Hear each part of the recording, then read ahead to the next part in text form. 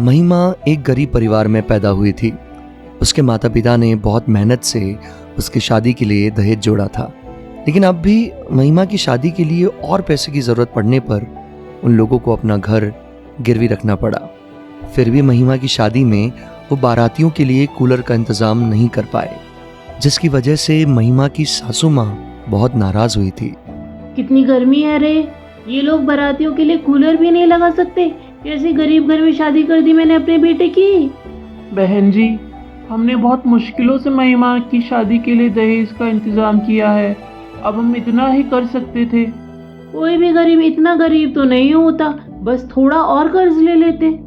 महिमा और उसके पिता को ये सब सुनकर बहुत बुरा लगता है, लेकिन वो कुछ बोल नहीं पाते। महिमा की सास से अब गर्मी बर्दाश्त नहीं होती और वो बोलती है, चलो चलो अब जल्दी से अपनी बेटी को विदा कर दो ताकि हम लोग अपने घर जाएं।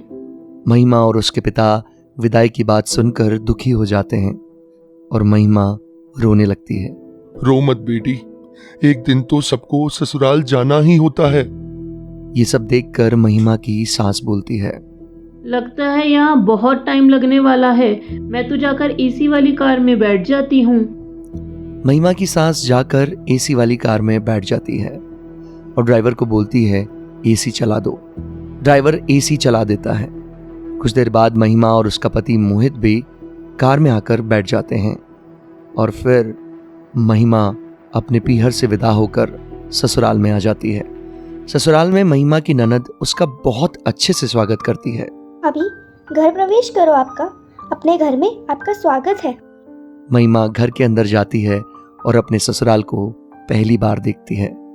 उसका ससुराल 3 रूम का घर था, लेकिन कूलर सिर्फ एक ही था और एक ही पंखा था, वो भी सिर्फ सासू माँ के कमरे में। चलो हटो सब यहाँ से, मुझे कूलर की हवा खाने दो। अरे भगवान, किसी और को भी कूलर की हवा खाने दो। सब गर्मी की वजह से पसीने से भीग कर आ रहे हैं। थोड़ा हटो साइड में। ससुराल के सभी लोग उस एक ही कूलर के नीचे सोते थे।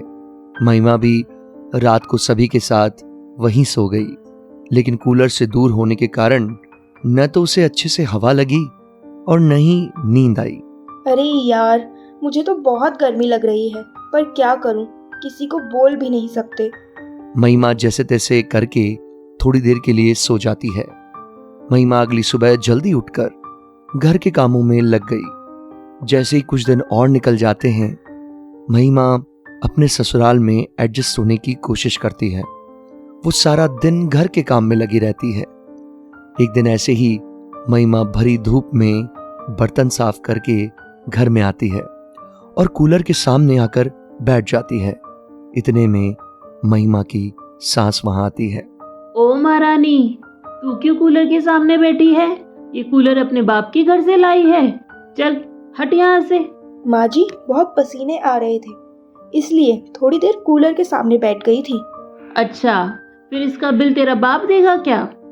महिमा अपनी सास के ताने सुनकर उदास हो जाती है और अपने कमरे से चली जाती है। फिर अपने बिना पंखे के कमरे में बैठ जाती है। महिमा को सारा दिन घर का काम करने के बाद भी थोड़ी देर कूलर की हवा खाने को भी नहीं मिलती। कुछ दिन बाद रोहित ऑफिस से अपने घर आ रहा होता है। उस दिन गर्मी बहुत ज्यादा थी। वो जल्दी चलने के लिए फुटपाथ पर आ जाता है। फुटपाथ पर वो महिमा के माता पिता को सड़क के किनारे बैठा देखता है। रोहित को ये देखकर बड़ा सरप्राइज होता है और सोचता है, अरे ये तो महिमा के माता पिता हैं। ये दोनों यहाँ क्या कर रहे हैं? जाकर पूछता हूँ। अरे बाबूजी, मम्मी जी, आप दोनों यहाँ सड़क पर क्या कर रहे हो? रोहित बेटा, क्या बताऊं, महिमा की शादी के लिए जिससे पैसे उधार लिए थे, उसने हमारे घर पर कब्जा कर लिया है और हमें घर से निकाल दिया है। अब हमारे पास रहने को कोई और जगह नहीं, हमें बस सड़क पर रहना पड़ रहा है। तुम्हें तो पता ही है बेटा, हम लोग कितने गरीब हैं। जैसे तैसे पैसों का इंतजाम करके बस महिमा की शादी कर दी थी। अरे माँ, मेरे होते हुए आप ऐसे सड़क पर रहोगे? नहीं, बिल्कुल नहीं। इतनी गर्मी में बिना सर पे छत के आप लोग बीमार हो जाओगे। देखो तो आपको चक्कर भी आ रहे हैं। चलिए चलिए, आप दोनों मेरे साथ मेरे घर चलिए। महिमा के माता पिता मना करते हैं, पर रोहित नहीं मानता। और जबरदस्ती उनको अपने साथ अपने घर ले आता है। महिमा की सास जब अपने समधी को घर पर आया देखती है तो पूछती है, अरे क्या बात है, आज आप दोनों हमारे घर पर, और वो भी बिना बताए। नमस्ते बहन जी, कैसी हैं आप? हम तो ठीक ही हैं, पर आपने अपने आने का कारण नहीं बताया, वो भी अपना सामान लेकर। ये सब देखकर रोहित बीच में बोलता है, माँ, इन्हें मैं लेकर आया हूँ। फिर रोहित अपनी माँ और महिमा को सारी बात बता देता है। महिमा अपने पति की समझदारी देखकर बहुत खुश होती है और मन ही मन सोचती है कि उसे बहुत अच्छे संस्कारों वाला पति मिला है।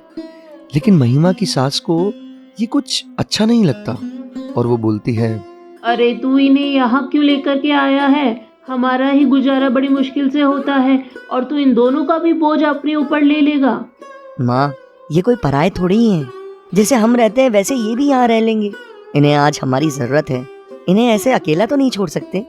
अच्छा ये बात है, तो जरूर तेरी बहू ने ही तुझे पट्टियां पढ़ाई होंगी, तभी तू बस बहू और उसके घर वालों की फिक्र कर रहा है। अब मैं तुझे क्या बोल सकती हूँ, जो तुझे ठीक लगे वो कर ले। महिमा की सास की ऐसी बातें सुनकर महिमा के माता पिता बहुत दुखी होते हैं और महिमा भी रोने लगती है और बोलती है, पिताजी, आपको मेरी शादी के लिए घर गिरवी नहीं रखना चाहिए था। इससे अच्छा तो आप मेरी शादी ही ना करते। कम से कम आज आपके पास सर छुपाने के लिए छत तो होती। बेटा, हर माता पिता अपने बच्चों की खुशी के लिए ऐसे कदम उठाते हैं। बेटी, हमें तेरी शादी तो करनी ही थी, बस अब ये लग रहा है कि जल्दबाजी और गरीबी में हमने सोच समझकर रिश्ता नहीं किया। इतना बोलकर महिमा और उसकी माँ दोनों गले लगकर रोने लगते हैं। रोहित की वजह से महिमा के माता पिता भी अब उसके ससुराल में ही रहने लगे थे। महिमा का ससुराल और मायका अब साथ हो गया था। जैसे तैसे करके महिमा के ससुराल और मायके वाले अपना गुजारा कर रहे थे कि एक दिन कूलर खराब हो जाता है, जिससे गर्मी बढ़ जाती है। महिमा की सास इस मौके पर भी महिमा को ताना मार देती है और बोलती है, हे भगवान, अब ये इकलौता कूलर मेरा गर्मी से बचने का सहारा भी खराब हो गया। जब से हमारी बहू घर में आई है ना कुछ खराब ही हो रहा है। मुझे तो लगता है बहू के पैर ही शुभ नहीं हैं। महिमा की सास की बातें महिमा और उसके माता पिता को बहुत चुभती है। ऊपर से अब रात को सबको एक पंखे के नीचे सोना पड़ता है। किसी को भी सही से नींद नहीं आती। ये सब देखकर महिमा सोचती है क्यों ना वो कोई जॉब कर ले और घर के खर्चों में हाथ बटा दे। वो अपने माता पिता से बोलती है, इस तरह तो घर चलाना बहुत मुश्किल हो जाएगा बाबूजी। रोहित की अकेले की कमाई से हम कैसे घर खर्च चलाएंगे?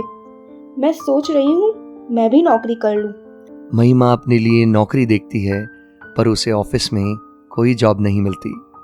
तो वो सुबह एक छोटे से प्ले स्कूल में बच्चों को पढ़ाने का काम कर लेती है और शाम को एक अमीर घर में खाना बनाने का। इस तरह वो 2 नौकरी करती है पर उसके बारे में किसी को बताती नहीं। एक दिन महिमा की माँ उससे पूछती है, तुम सुबह शाम कहाँ चली जाती हो? वैसे मुझे पता तो है, पर मैं तुमसे सुनना चाहती हूँ। अब माँ, तुमसे क्या छुपाना, आपको पता चल ही गया है कि मैं जॉब करने लगी हूँ। हाँ बेटा, कह तो तुम ठीक रही हो, पर तुम्हें पता है ना, तुम्हारी सास को जब ये पता चलेगा तो वो कितने ताने देगी और ना जाने क्या क्या बोलेगी। पर माँ, मुझे रोहित के घर चलाने में मदद करनी है और एक कूलर पंखा भी लाना है ताकि किसी को गर्मी में ना सोना पड़े। ऐसे ही महिमा बहुत मेहनत करती है और घर के काम के साथ साथ छुप छुप कर अपनी स्कूल और खाना बनाने की भी नौकरी करती रहती है। एक दिन महिमा की सास उसके माता पिता को बोलती है, ऐसे कब तक बेटी के घर पे पड़े रहने का इरादा है? ठीक है, तुम्हारे पास रहने को घर नहीं है तो कम से कम कोई काम धंधा ही कर लो। कब तक मुफ्त की रोटियां तोड़ोगे या बिल्कुल ही बेशरम हो? तभी महिमा घर वापस आ जाती है और वो ये सब सुन लेती है। उसके पास एक पंखा और 2 कूलर भी होते हैं। महिमा की सास कूलर और पंखा देखकर पूछती है, ओ महारानी, ये पंखा और कूलर किसका उठा के लाई हो? ये सब मेरा ही है माँ जी। आज मुझे मेरी पहली सैलरी मिली है, उसी से ये सब लाई हूँ। महिमा एक कूलर और पंखा अपने कमरे में लगवा लेती है और दूसरा कूलर अपनी सास को देते हुए बोलती है, ये कूलर, ये तो मैं आपके लिए लाई हूँ माँ जी। आपके कमरे का कूलर भी तो खराब हो गया था ना। अब से महिमा अपने माता पिता को अपने कमरे में लगे हुए कूलर और पंखे के नीचे ही सुलाती है। महिमा की सास को भी कूलर मिलने के बाद लगता है कि उनकी बहू बहुत अच्छी है, जिसे उन्होंने इतने ताने दिए, इतना परेशान किया, फिर भी वो उनके लिए कूलर लेकर आई। महिमा की सास अब अपने बर्ताव पर शर्मिंदगी महसूस करती है और वो महिमा और उसके माता पिता से माफी मांगती है। अब महिमा के पिता भी छोटा मोटा काम करके अपना कर्जा उतार देते हैं और अपने पुराने घर में वापस चले जाते हैं। रोहित भी महिमा के जैसे संस्कारी और गुणी लड़की को अपनी वाइफ बनाकर बहुत खुश होता है और वो दोनों अपनी जिंदगी को खुशी खुशी जीने लगते हैं।